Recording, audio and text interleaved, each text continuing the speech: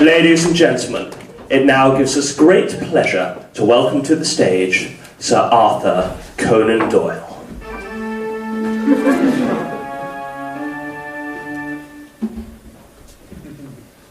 Good evening, ladies and gentlemen, boys and girls, others.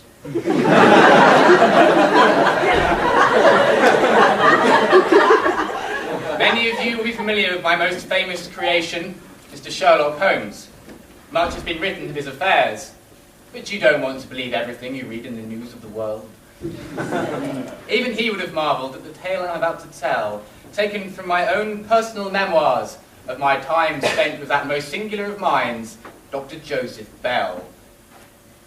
It was a cold December in the year of our Lord 1878. The snow lay deep over Edinburgh, like the excrement lies deep around the British banking system. I had only recently begun my apprenticeship with Dr. Bell, learning the powers of deduction for which he was duly famous. Bell and I were on something of a roll, having recently cracked the case of the Russian ambassador, who was very irritated by our clumsiness and insisted we buy him a new one. "Arthur," said Dr. Bell. Although we'd only been acquainted for some months, he had dropped the formality of calling me by my full name: Arthur, Robert, de Hildebrand, Gertrude, Bessie, Florence, Kerry Katona, Arthur Conan Doyle. "We will soon receive a visitor to this house." We climbed out of the double bed we had been sharing and made our way downstairs. All of a sudden, a creaking sound emanated from Bell's direction. "What was that?" I asked. "Ah," replied Bell, "it was my housemaid's knee." "I'm sorry," I preferred. "Does it hurt more in this cold weather?" Bell looked at me perplexed. "No, this is my housemaid, Mrs. Snee."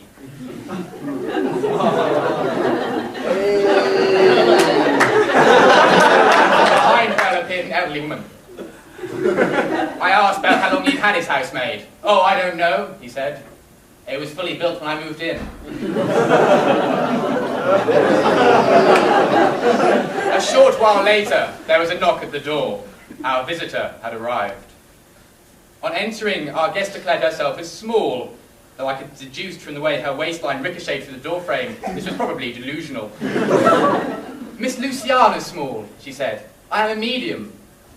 "Doubtful," I thought to myself.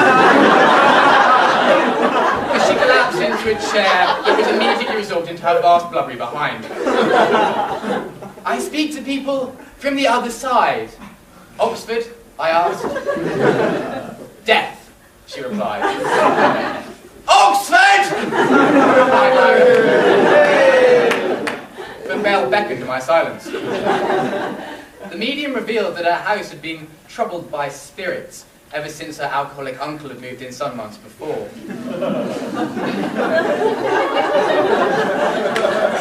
Bell asked if there's anything more sinister, and she revealed that she had been troubled by spooks.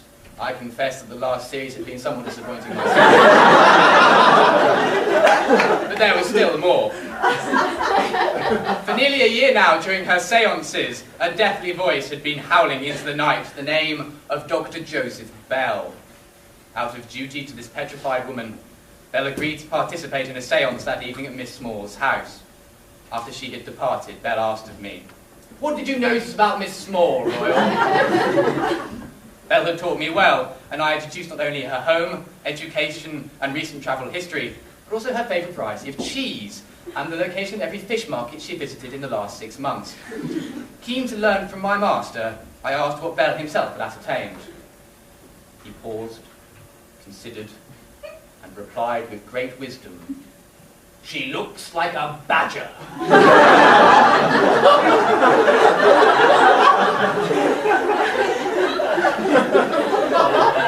That evening, we left Bell's house and passed into the frozen Edinburgh streets. Bell hailed a handsome carriage, but not until he let several ugly carriages pass him by. Our destination was an old rectory that in many ways resembled Miss Small herself, being large, run down, and with a harsh wind running through it. Wasting no time, she showed us to the drawing room. Bell drew a picture of a duck laughing, and I drew a picture of a cow wearing spectacles. The three of us...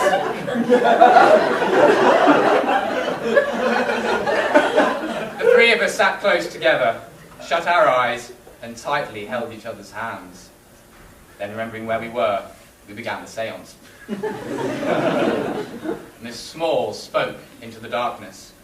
"Spirits, can you hear me?" There was no reply. "Spirits, we are reaching out to you. Let our voices cross the bridge to the other side." Silence filled the air. And an unearthly, piercing shriek penetrated the darkness. It screamed, "Yes!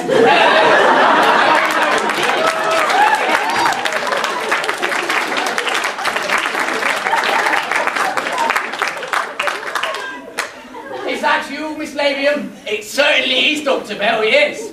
"Are you talking to us from the other side, Miss Labium?" "I certainly am. Nurses as far as the eye can see." "It's a small wonder I went up and not down below, if you ask me. The Almighty must have cast a blind eye to me early 20s. Anyway, speaking of my down belows, I'd always assumed that when I got up here they might have popped back in. But no, they're still dangling about. "I'm afraid there's nothing I can do for you for down here," said Bell. "You'll have to wait until I join you myself." Typical bloody NHS, long waiting lists. Still, I suppose it's a conversation starter. I'll stop haunting the blimp if you like. "Goodbye, Miss Labium," said Bell. "Cheerio, Dr. Bell." "Nurse! Nurse! My cloud needs fluffing. Nurse!"